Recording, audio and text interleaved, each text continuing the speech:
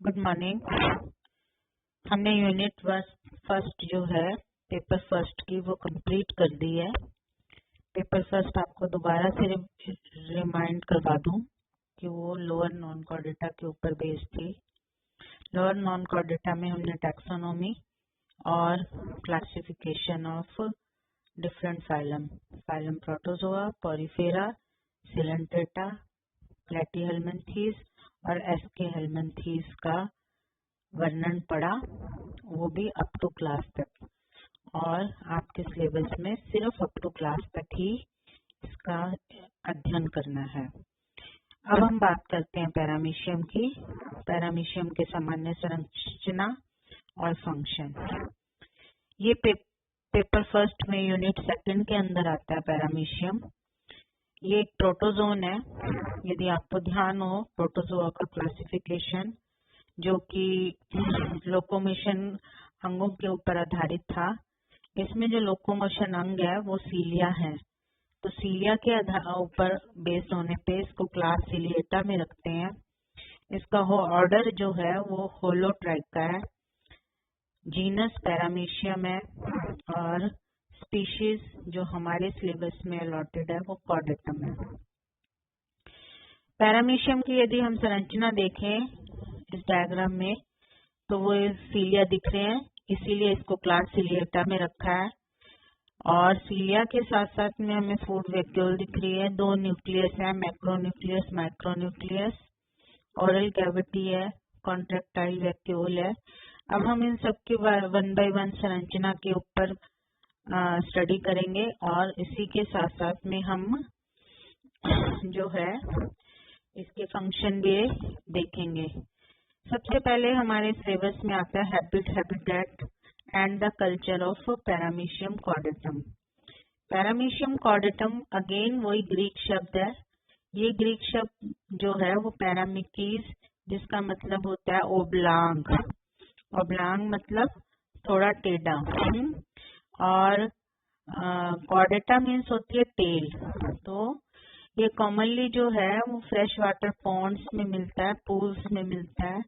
Pond मतलब तालाब, झरने, डिचेस, स्ट्रीम्स, लेक्स, रिजर्वायर और रिवर में ये पाया जाता है। ये जो स्पेशली है ये स्टेगनेंट पाउंड में ज्यादा मिलता है, क्योंकि वहाँ पे जो डिकेइंग इनऑर्गेनिक मैटर होते हैं उनका ये भोजन ग्रहण करता है। और जो भी जितना भी सीवेज वाटर आता है उसमें भी पैरामीशियम रिच मिलता है। पैरामीशियम कॉर्डेटम जो है वो फ्री लिविंग ऑर्गेनिज्म है, अर्थात मुक्त जीवन जीता है। और इसकी स्पीशीज जो है वो पूरे वर्ल्ड में सर्वव्यापी पाई जाती है। तो अब हम इसके बारे में देखें कि इसकी संरचना ऑफ द पैरामीशियम कॉर्डेटम। इसकी साइज और शेप के ऊपर जाते हैं पैरामीशियम कॉर्डेटम की। तो ये माइक्रोस्कोपिक ऑर्गेनिज्म है। आपकी स्लाइड में भी आपको स्पॉटिंग के अंदर देखने को मिलेगा। स्पेसिमेन है हमारे पास, उसकी स्लाइड बनाते हैं तो उसमें ये माइक्रोस्कोप के अंदर नजर आता है। और यदि हम नेकेड आई देखें तो ये माइन्यूट इलोंगेटेड सी बॉडी दिखती है यदि किसी की शार्प आई हो तो। ये लाइट ग्रे और वाइट कलर का होता है। कॉमनली इसमें यदि हम देखें तो लेंथ में 170 से 290 माइक्रोन तक होता है। कभी कभी इसकी लेंथ 300 से 350 माइक्रोन तक भी हो जाती है। पैरामीशियम जो है वो जैसे शूज शेप होती है या स्लीपर ऑफ द सोल है, उसके आकृति का होता है। तो इसलिए इसको जो है हम इसको स्लीपर एनिमल क्यूल के नाम से भी जानते हैं। ये जो है वो पीछे से तो चौड़ा होता है और सिलेंड्रिकल होता है, और दोनों एंड पे ये बिल्कुल पिछला सिरा तो कुछ नुकीला होता है और अगला सिरा कुछ गोलीय होता है। तो ये दोनों एंड पे अलग अलग शेप को लिए रखता है। और मध्य में जो होता है वो भाग कुछ पीछे की ओर। और पैरामीशियम का जो शरीर का सबसे जो आगे का भाग सबसे चौड़ा होता है वो इसका मध्य होता है। इसका जो मुख होता है वो अधर व मुख्य तल पर चपटा और पृष्ठ या अमुख्य तल पर कॉन्वेक्स होता है, अर्थात उत्तल होता है। पैरामीशियम जो है प्रोटोजोआ का सबसे विकसित व जटिल प्राणी है, और यदि इसकी अदर सतह पे हम देखें कि इसकी इतनी संरचना अधिक जटिल होती है, इसलिए अपने सिलेबस में इसकी पूरी डिटेल में संरचना के और कार्य के ऊपर क्वेश्चन भी आता है और हम लोगों को स्टडी भी करनी है। अब हम बात करते हैं, ये तो संरचना देखी थी हमने, दूसरी बात करते हैं हम पेलिकल। पहले हमने देखा था इसका जो है साइज और शेप ऑफ द पैरामीशियम कॉर्डेटम। तो साइज क्या थी और शेप कैसी है, पैर की चप्पल जैसी होती है, उसी की तरह एनी स्लीपर एनिमल क्यूल के नाम से भी फेमस है। सेकेंड हम देखते हैं पेलिकल। पेलिकल जो है वो पैरामीशियम के शरीर के चारों ओर क्यूटिकल का बना एक महीन, लचीला व द्विस्तरीय आवरण पाया जाता है, इसे पेलिकल कहते हैं। ये शरीर की निश्चित आकृति तथा लचीलापन प्रदान करता है, इसी पेलिकल की वजह से इसकी स्लीपर शेप आती है। ये जो पेलिकल होती है ये कई सेल्स की बनी होती है। तो ये जो सेल्स होती हैं असंख्य बहुभुजी या षटभुजी यानी पॉलीगोनल और हेक्सागोनल फैसेट में विभाजित रहती है, और इनके किनारे उभरे होते हैं, और प्रत्येक जो फैसेट होता है, कोष्ठ होता है, वो उसके मध्य में एक सीलिया निकला रहता है। एरेंट एंड पावर ने बताया कि इन कोष्ठकों के चारों ओर फूली गुहाएं भी पाई जाती है, जिन्हें एल्विलाई कहते हैं। प्रत्येक एल्विलाई के मध्य में स्थित गर्त की हेक्सागोनल संरचना का निर्माण करती है, और सभी जो एल्विलाई होते हैं ये आपस में मिलकर के एक कंटिन्यूस एल्वियोलाई का लेयर बनाते हैं। इस तरह ये एक स्तर बनता है जिसे बोलते हैं आउटर एल्वियुलर मेम्ब्रेन, और दूसरा जो स्तर बनता है नीचे की तरफ सारी एल्वियोलाई मिलती है अंदर की तरफ, तो उसे बोलते हैं इनर एल्वियुलर मेम्ब्रेन। और ये दोनों जो एल्वियुलर मेम्ब्रेन होती है ये प्लाज्मा मेम्ब्रेन के नीचे स्थित होती हैं। तो ये देखो आप अपने डायग्राम में देख सकते हैं, पेलिकल है और पेलिकल के ये एक्टोप्लाज्म है, एंडोप्लाज्म है, और micronucleus, mega nucleus, food vacuoles, and दो ये वैक्यूल दिख रही है, कॉन्ट्रेक्टाइल वैक्यूल आगे की तरफ और पीछे की तरफ, साइटोपाइल्स। थोड़ा फोकस करिए आप लोग सब, formation of food vacuole, cytopharynx, oral groove, ये सब के बारे में हम आएंगे। आपके क्वेश्चन में एक पैरामीशियम का खाली डायग्राम भी आता है 1.5 नंबर में, आपको विद लेबल्ड इसका बनाना होता है। साथ में आपके पैरामीशियम के संरचना का वर्णन भी आता है, फुल क्वेश्चन भी आता है।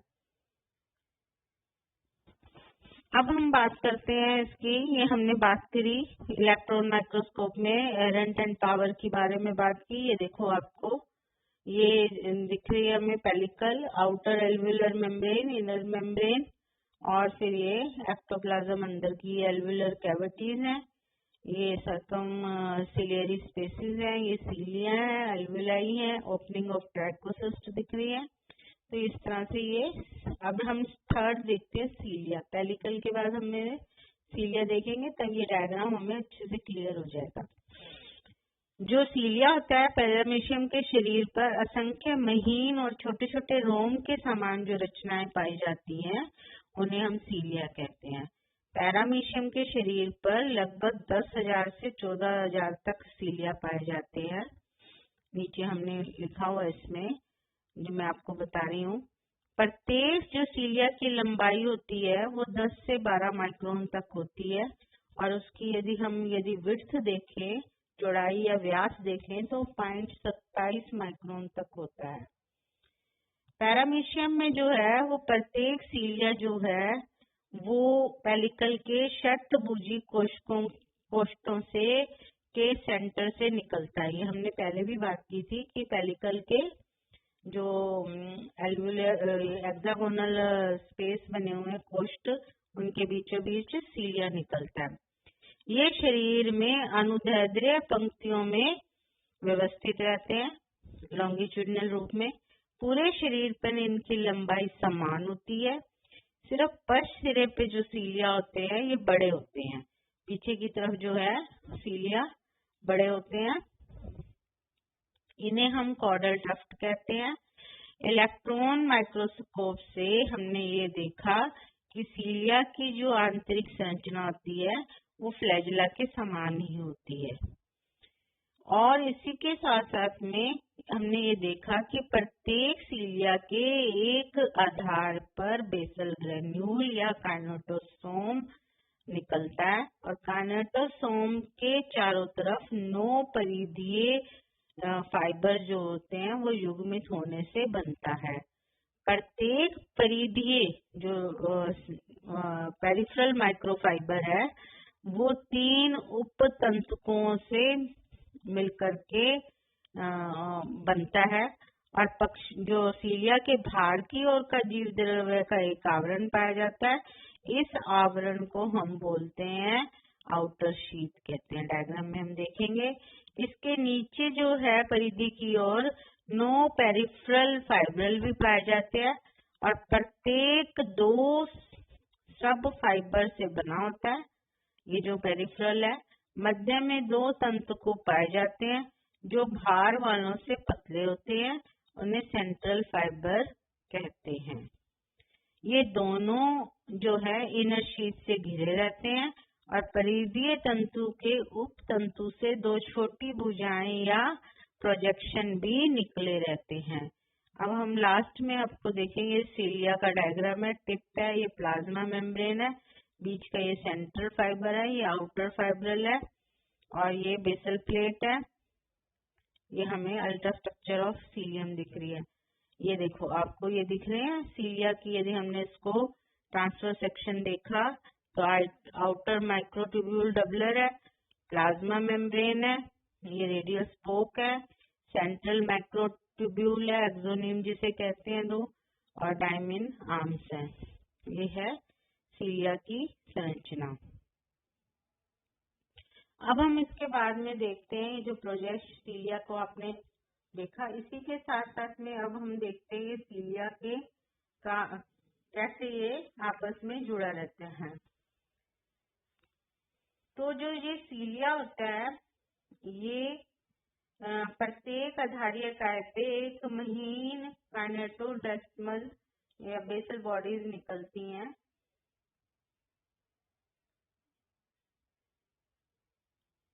जो ये काइनेटोसोम होता है ये एक महीन काइनेटोडेस्मल फाइब्रल निकलता है जो आगे पतला होता जाता है और 5वें आधारीय काय तक पहुंचकर समाप्त हो जाता है। ये देखो इसमें लिखा हुआ है अपने जो ये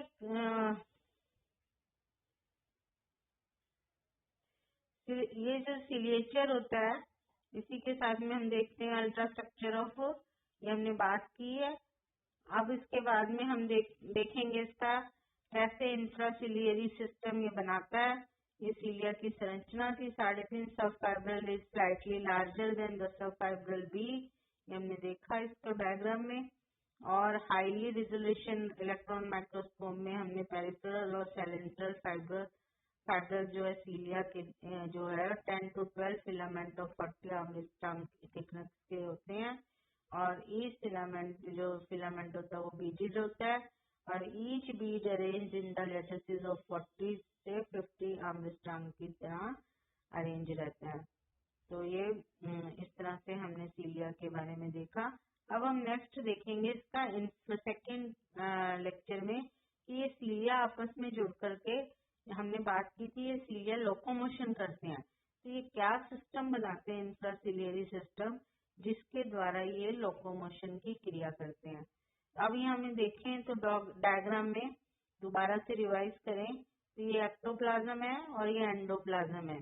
माइक्रोन्यूक्लियस, फिर उसी के साथ में ओरल ग्रूव्स आई है, फिर वेस्टिब्यूल्स, साइटोस्टोम, साइटोफेरिंक्स और फॉर्मेशन। अब सीलिया में हमने बात की थी पीछे के सीलिया बड़े हो जाते हैं जिसे कॉर्डल टफ्ट कहते हैं पेलिकल दिख रही है और ये सीलिया, एंटीरियर कॉन्ट्रेक्टाइल रेक्यूल और पोस्टीरियर, जिसकी हम बाद में बात करेंगे। इसी के साथ आज के में पार्ट 1 में हमने रिवाइज किया। रिवाइज कर लेते हैं कि अब हैबिटेट देखा, उसके बाद पेलिकल के बारे में पढ़ा और फिर हमने उसके बाद सेकेंड पार्ट सीलिया के बारे में। अब ये सीलिया क्या सिस्टम बनाता है, इंट्रासिलियरी सिस्टम बनाता है, वो क्या होता है उसके बारे में हम कल देखेंगे। Thank you.